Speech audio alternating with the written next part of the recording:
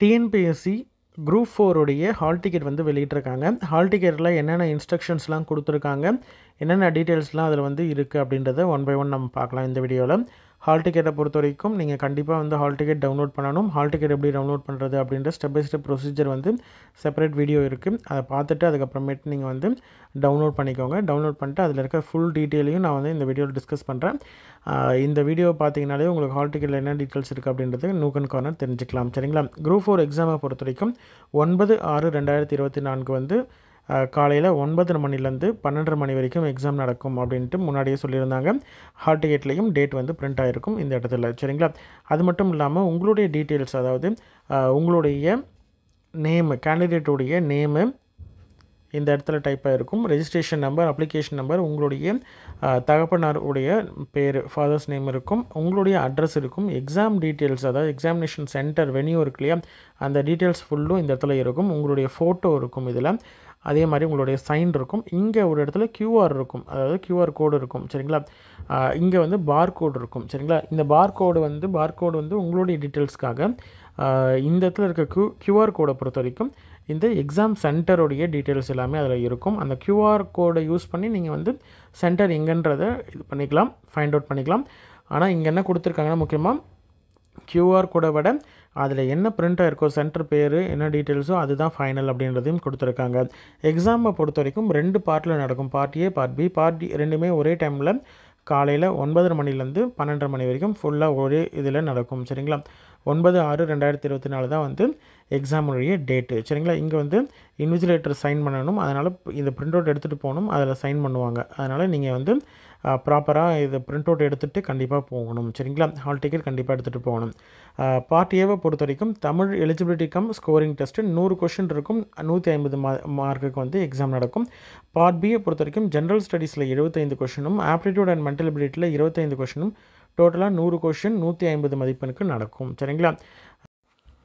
Exam டைமில் வந்து room invigilator, supervisor வராங்க இல்லையா, இன்விஜிலேட்டர், அவங்கக்கிட்ட இதில் வந்து சைன் வாங்கணும். அது சைன் பண்ணும்பொழுது இன்விஜிலேட்டர் என்ன பண்ணுவாங்கன்னா, உங்களுடைய அப்பியரன்ஸ், அதாவது நீங்கள் ஃபோட்டோ மேலே, அதாவது ஹால் டிக்கெட்டில் இருக்க ஃபோட்டோவையும் உங்களுடைய ஃபேஸையும் செக் பண்ணி பார்த்துட்டு உங்களுடைய ஃபேஸ் தானே அப்படின்றத ஒரு தடவை க்ராஸ் செக் பண்ணுவாங்க. சரி, என்னென்ன இன்ஸ்ட்ரக்ஷன்லாம் கொடுத்துருக்காங்க அப்படின்னு பார்த்தீங்கன்னா, கண்டிப்பாக வந்து கேண்டிடேட் ஒரு black ink ball point pen எடுத்துகிட்டு போகணும். ஓகேங்களா? Black ink ball point pen எடுத்துகிட்டு போகணும். ப்ளூலாம் not acceptable. Black colour ball point pen எடுத்துகிட்டு போகணும். கண்டிப்பாக இது வந்து எடுத்துகிட்டு போகணும். இது ரொம்ப ரொம்ப முக்கியம். பென் வந்து கொடுக்க மாட்டாங்க, அதனால் கண்டிப்பாக நீங்கள் எடுத்துகிட்டு போகணும். சரிங்களா? ரிப்போர்ட் பண்ணக்கூடிய டைம் வந்து 8:30 மணிக்கு நீங்கள் கண்டிப்பாக வந்து ஹாலில், கண்டிப்பாக வென்யூவில், எக்ஸாம் எந்த இடமும் உங்களுடைய சென்டருக்கு போயிடணும். சென்டர்லேயுமே அந்த உங்களுடைய ஹால் டிக்கெட்டில் இருக்கிற நம்பர், அப்ளிகேஷன் ரெஜிஸ்ட்ரேஷன் நம்பரை செக் பண்ணி பார்த்துட்டு எந்த ஹாலுன்றதை பார்த்துட்டு ஹாலுக்கிட்ட நீங்கள் போயிடணும். சரிங்களா? கிரேஸ் டைம் வந்து 9 மணி வரைக்கும் உங்களுக்கு வந்து கேண்டிடேட்டை அலோவ் பண்ணுவாங்க. இந்த அரை மணி நேரம், அதாவது 8:30 மணிலேருந்து 9 மணி வரைக்கும் கேண்டிடேட்ஸ் அலோவ் பண்ணுவாங்க. அதுக்கு மேலே அலோவ் பண்ண மாட்டாங்க. 9:30 மணிக்கு எக்ஸாம் ஸ்டார்ட் ஆகிடும். சரிங்களா? 9 மணிக்கெலாம் வந்து ஷார்ப்பாக ஓஎம்ஆர் வந்து ஆன்சர் ஷீட் ஓஎம்ஆர் வந்து கொடுத்துருவாங்க. 9 மணிக்கெலாம் நீங்கள் வந்து ஸ்டார்ட் பண்ண ஆரம்பிச்சுன்னா இன்ஸ்ட்ரக்ஷனும் எப்படி ஓஎம்ஆர் ஃபில் பண்ணுறோன்ற இன்ஸ்ட்ரக்ஷனும் வந்து 9 மணிக்கெலாம் கொடுக்க ஆரம்பிச்சிருவாங்க. சரிங்களா?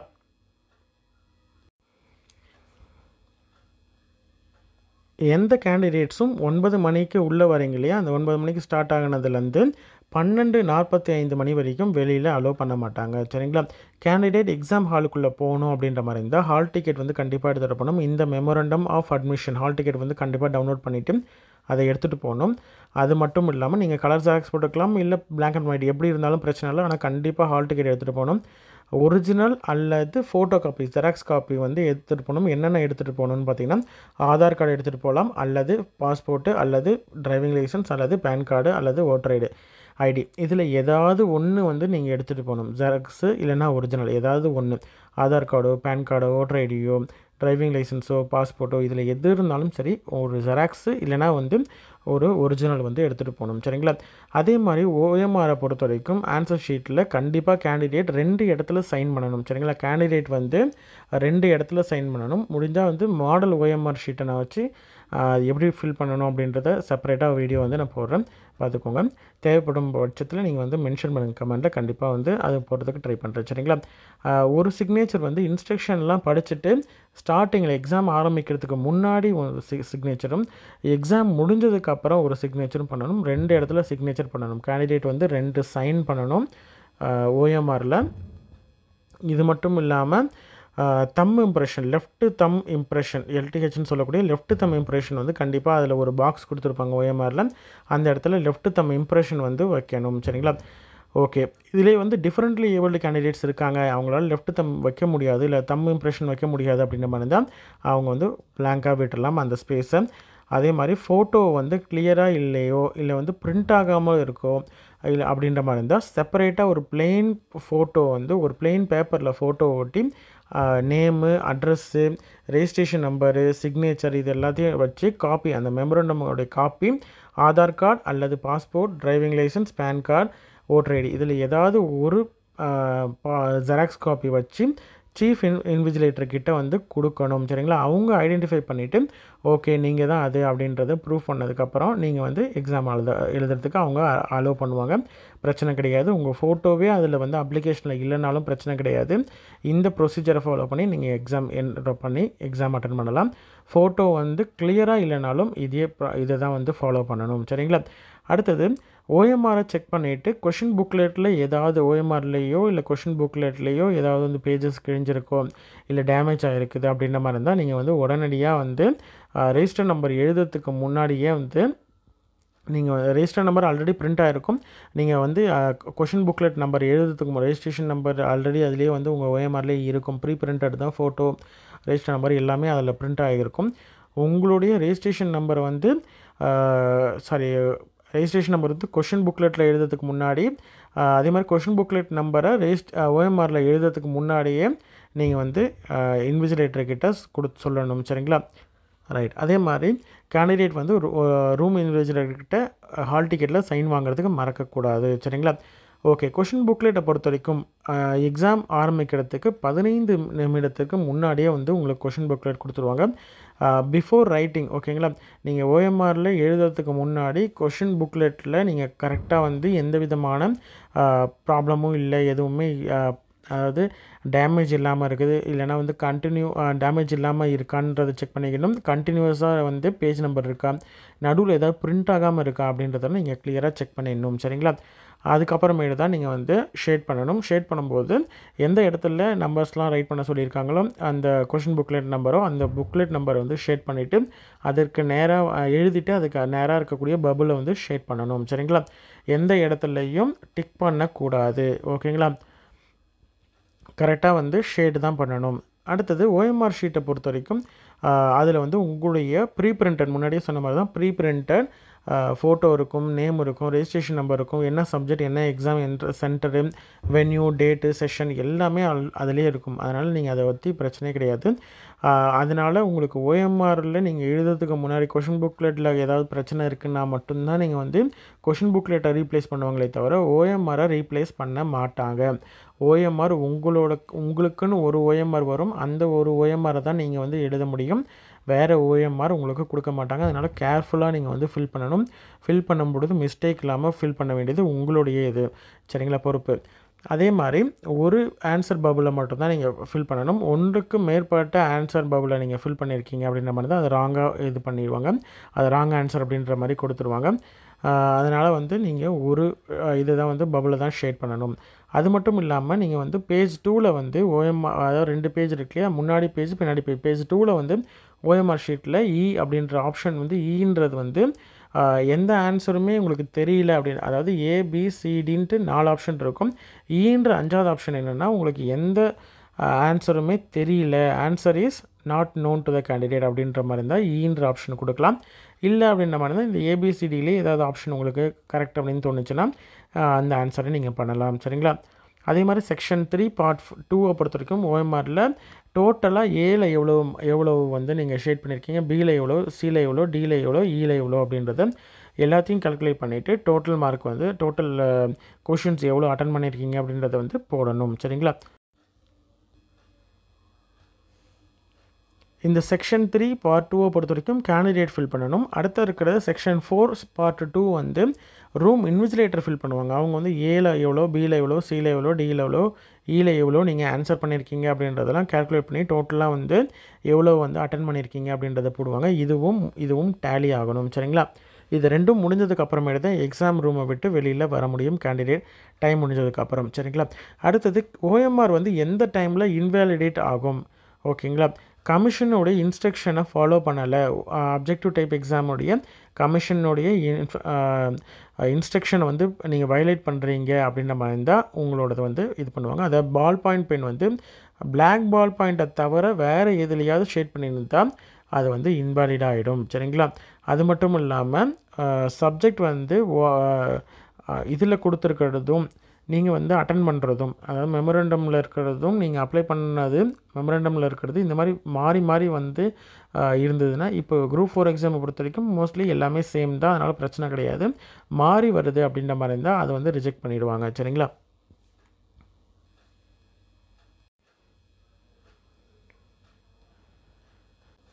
அது மட்டும் இல்லாமல் ஓஎம்ஆர் ஷீட்டை பொறுத்த வரைக்கும் பெர்சனலைஸாக இல்லை, அதாவது உங்களுடைய ரெஜிஸ்ட்ரேஷன் நம்பர் இல்லாமல் இருக்குது அப்படின்ற மாதிரி இருந்தால் ரிஜெக்ட் பண்ணிடுவாங்க. அதுவும் நாட் வேலிட். அது மட்டும் இல்லாமல் ஷேட் பண்ணுறது வந்து ப்ராப்பராக பேஜ் நம்பர் 2ல் கொடுத்துருக்குறாங்க இல்லையா, அதை மாதிரி கரெக்டாக பபுளை வந்து ஷேட் பண்ணாமல் விட்டுருந்தாலோ, பாதி ஷேட் பண்ணது, டிக் பண்ணுறது இந்த மாதிரி ஏதாவது பண்ணியிருந்தாங்கன்னா அப்போவும் இன்வேலிடாக ஆகும். சரிங்களா?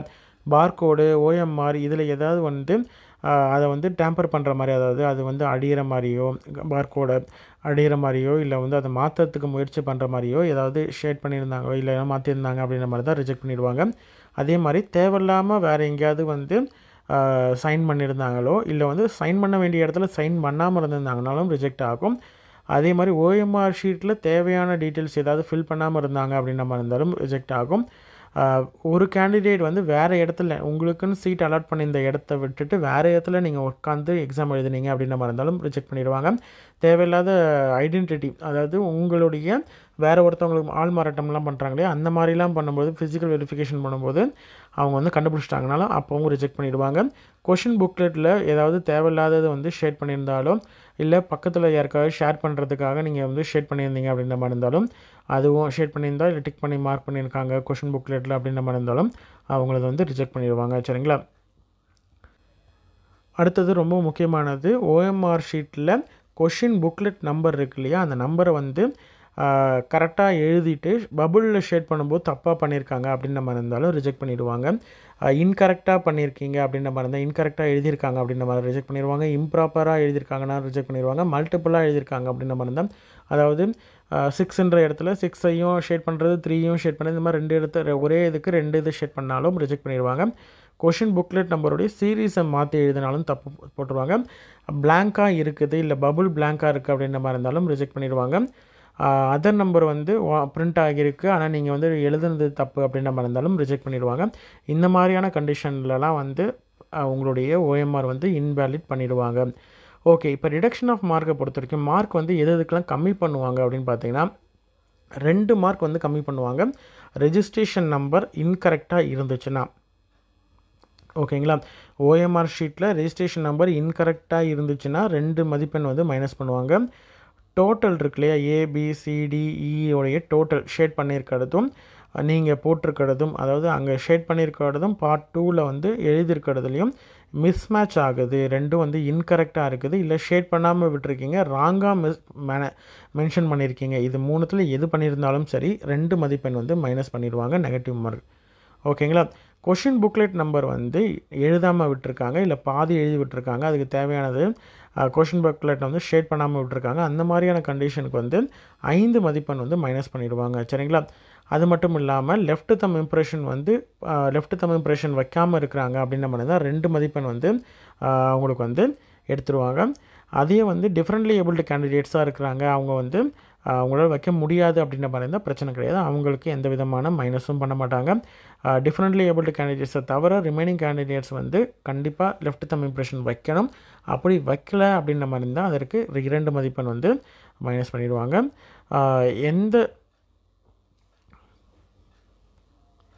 அதாவது உங்களுக்கு ஆன்சரே தெரியலனாலும் ஈயை வந்து ஆப்ஷனில் வந்து ஷேட் பண்ணணும். அப்படி இன்கேஸ் வந்து எந்த ஆப்ஷனுமே நீங்கள் ஷேட் பண்ணலை, ஏதாவது ஒரு கொஷனுக்கு எந்த ஆப்ஷனும் ஷேட் பண்ணலை அப்படின்ற மாதிரி இருந்தாலும் அது வந்து 2 மதிப்பெண் வந்து மைனஸ் பண்ணிடுவாங்க. இதெல்லாம் வந்து டிடக்ஷன் ஆஃப் மார்க்கு.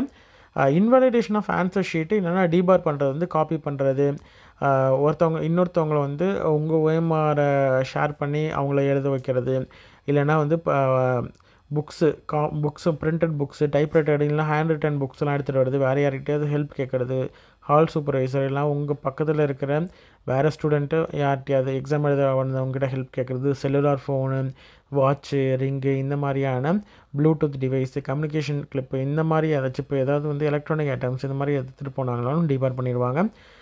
மொத்தமாக யூஸ்டு இல்லைனா அன்யூஸ்டு ஓஎம்ஆர் வந்து எடுத்துகிட்டு போகிறாங்க அப்படின்னா வித்தவுட் ஹேண்ட் அந்த இன்விஜிலேட்டர்கிட்ட இல்லைனா வந்து ஹாலில் இருக்க சூப்பர்வைசர்கிட்ட கொடுக்காம எடுத்துகிட்டே போயிட்டாங்க அப்படின்ற மாதிரி தான் இன்வாலிட் பண்ணிடுவாங்க. பார்கோடு இல்லைனா ஓஎம்ஆர் ட்ராக் பண்ண அந்த இதெல்லாம் வந்து டேம்பர் பண்ணிட்டாங்க அப்படின்ற மாதிரி, அதை எதாவது சேஞ்சஸ் பண்ணியிருந்தாலோ இல்லை கிழிக்கிற முயற்சி பண்ணியிருந்தாலோ இல்லை மாற்ற முயற்சி பண்ணியிருந்தாலும் உங்களை வந்து டிபார் பண்ணிவிடுவாங்க. இல்லைனா வந்து அந்த இது வந்து இன்வாலிட் ஆக்கிடுவாங்க. கிரிமினல் ஆக்ஷனை பொறுத்த வரைக்கும் ஏதாவது மிஸ்பிஹேவியர், இன்டிசிப்ளின் ஆக்ஷன் ஏதாவது பண்ணுறாங்க ஹாலில் அப்படின்ற மாதிரி தான் உங்களுக்கு வந்து ஆஸ் பர் கமிஷனுடைய கைட்லைன்ஸ் படி மால் ப்ராக்டிஸ்க்கான இது வந்து உங்களுக்கு ஆக்ஷன் வந்து எடுப்பாங்க. சரிங்களா? இது மட்டும் இல்லாமல் அதர் இம்பார்ட்டன்ட் இன்ஸ்ட்ரக்ஷன்ஸும் கொடுத்துருக்காங்க. வென்யூவை பொறுத்த வரைக்கும் எந்த ஹால், எந்த நம்பர், எந்த இடம், எந்த ஸ்கூலா இல்லை காலேஜா அப்படின்றது எது போட்டிருக்காங்களோ ஹால் டிக்கெட்டில் அதுதான். அதை எந்த விதத்துலேயும் சேஞ்ச் பண்ண மாட்டாங்க. அதை சேஞ்ச் பண்ணுறதுக்கும் அலோவ் கிடையாது. சரிங்களா? அதனால் அதில் என்ன பிரிண்ட் ஆகிருக்கோ அதுதான். சரிங்களா? அதே மாதிரி அப்ளிகண்ட்டோடைய இன்ஸ்ட்ரக்ஷன் என்ன அப்படின்றத வந்து ஆல்ரெடி வெப்சைட்டில் போட்டிருக்காங்க. அந்த இன்ஸ்ட்ரக்ஷன் டு த அப்ளிகண்ட்டையும் ஒரு தடவை வந்து நீங்கள் படித்து பார்த்துக்கணும், தெரிஞ்சுக்கோங்க அப்படின்றதுன்னு சொல்லியிருக்காங்க. பேரண்ட்ஸோ இல்லை வேறு யாராவது வந்து எக்ஸாம் எழுத வரவங்க கூட வந்திருக்காங்க அப்படின்ற மாதிரி இருந்தால் அவங்க நாட் அலோடு, அவங்க வெளியில் தான், எக்ஸாம் வென்யூவுக்கு வெளியில் தான் இருக்கணும். சரிங்களா? அது மட்டும் இல்லாமல் கமிஷனுடைய வெப்சைட்டில் கொஷின் புக்லெட்லையுமே வந்து ஓஎம்ஆர் ஷீட்லையுமே சரி instruction to candidate, instruction to applicant அப்படின்றத கொடுத்துருப்பாங்க. அதை நீங்கள் வந்து கேர்ஃபுல்லாக எக்ஸாம் எழுதுறதுக்கு முன்னாடியும் சரி அதை வந்து ஃபுல்லாக நீங்கள் வந்து ஒரு தடவை படித்து பார்த்துட்டு கொஷின் புக்லெட்லேயும் சரி ஓஎம்ஆர் ஷீட்லேயும் சரி அது இருக்கும். அந்த இன்ஸ்ட்ரக்ஷனை ஃபுல்லும் படிக்க பார்க்க சொல்கிறாங்க. இன்னொரு முக்கியமான இன்ஸ்ட்ரக்ஷன் என்னென்னு பார்த்தீங்கன்னா, உங்களுடைய ஹால் டிக்கெட் இருக்கு இல்லையா, அந்த ஹால் டிக்கெட்டில் இன்விஜிலேட்டர் சைன் பண்ணுறாங்க இல்லையா, அதனால் இந்த ஒரிஜினல் ஹால் டிக்கெட்டை வந்து கண்டிப்பாக வீட்டுக்கு எடுத்துகிட்டு போய் பத்திரமா வச்சுருக்கணும். அதை வந்து நெக்ஸ்ட் ஸ்டேஜில் வந்து கேட்குறதுக்கான வாய்ப்புகள் இருக்குது. அதே மாதிரி ஃபோட்டோ காப்பியும் எடுத்து வச்சுக்கிறது நல்லது. எக்ஸாம் முடிஞ்சிருச்சு அப்படின்றதுக்காக விட்டுறக்கூடாது. எந்த விதமான டூப்ளிகேட் ஹால் டிக்கெட்டும் வந்து பின்னாட்களில் ப்ரொவைட் பண்ண மாட்டாங்க. இன்கேஸ் சர்டிஃபிகேட் வெரிஃபிகேஷன் நீங்கள் போகிறீங்க அப்படின்ற மாதிரி இருந்தால் கண்டிப்பாக வந்து ஹால் டிக்கெட் எடுத்துகிட்டு போகிற மாதிரி இருக்கும். சரிங்களா? அதே மாதிரி ஹால் டிக்கெட் இருக்கிறது மட்டுமே வந்து கேண்டிடேட்டுக்கு வேலை அப்படின்ற மாதிரி எந்த அஷூரன்ஸும் கிடையாது. எந்த ஸ்டேஜில் எதுலையாவது வந்து ராங் கிளைம், அதாவது நீங்கள் உங்களுடைய டீட்டெயில்ஸ் ஏதாவது தப்பாக இருக்குது அப்படின்றது எங்கேயாவது எந்த ஸ்டேஜ்லையாவது இது பண்ணாங்க அப்படின்ற மாதிரி இருந்தாலும் ரிஜெக்ட் பண்ணிவிடுவாங்க அப்படின்றதையும் சொல்லியிருக்காங்க. கேண்டிடேட்ஸ் வந்து வீடியோகிராஃபர் மூலயமாக உங்களுடைய இதை வந்து கண்காணிப்பாங்க அப்படின்றதையும் சொல்லியிருக்காங்க. அதனால் ப்ராப்பராக கோஆப்ரேட் பண்ணணும் அப்படின்றதையும் சொல்லியிருக்காங்க. இதுதான் வந்து குரூப் 4 எக்ஸாமுடைய ஹால் டிக்கெட்டில் இருக்கக்கூடிய இன்ஸ்ட்ரக்ஷன்ஸ். இந்த இன்ஸ்ட்ரக்ஷன் கண்டிப்பாக உங்களுக்கு வந்து இந்த வீடியோ மூலயமாக ஃபுல் டீட்டெயில்ஸும் நம்ம பேசியிருக்கோம். எல்லாமே உங்களுக்கு வந்து ஒரு கிளியர் கட்டாக தெரிஞ்சிருக்கும்னு நினைக்கிறேன். இதில் ஏதாவது டவுட் இருக்கும் பட்சத்தில் நீங்கள் வந்து கமெண்டில் மென்ஷன் பண்ணுங்கள், கண்டிப்பாக வந்து சொல்கிறேன். எப்படி டவுன்லோட் பண்ணுறது, டவுன்லோட் பண்ணும்பொழுது ஹால் டிக்கெட் டவுன்லோட் பண்ணும்போது ஏதாவது ப்ராப்ளம் ஃபேஸ் பண்ணிங்கன்னா அதை எப்படி சால்வ் பண்ணுறது அப்படின்ற டீட்டெயில் வீடியோ வந்து செப்பரேட்டாக வந்து போட்டிருக்கேன். ஓஎம்ஆர் எப்படி ஃபில் பண்ணணும், ஓஎம்ஆர் சாம்பிள் எப்படி அப்படின்றது தெரிஞ்சுக்கணும் அப்படின்ற மாதிரி இருந்தால் நீங்கள் வந்து கமெண்ட் பண்ணுங்கள், கண்டிப்பாக அதுவும் போடுறதுக்கு ட்ரை பண்ணுறேன். சரிங்களா? நன்றி. உங்களோட ஃப்ரெண்ட்ஸ் சர்க்கிளில் யாராவது வந்து குரூப் 4 எக்ஸாமுக்கு அப்ளை பண்ணியிருக்காங்க அப்படின்ற மாதிரி இருந்தாலும், ரிலேட்டிவ்ஸில் யாராவது வந்து அப்ளை பண்ணியிருக்காங்க அப்படின்ற மாதிரி இருந்தால் அவங்களுக்கு இந்த வீடியோ ஷேர் பண்ணுங்கள், கண்டிப்பாக அவங்களுக்கு யூஸ்ஃபுல்லாக இருக்கும். சரிங்களா? நன்றி.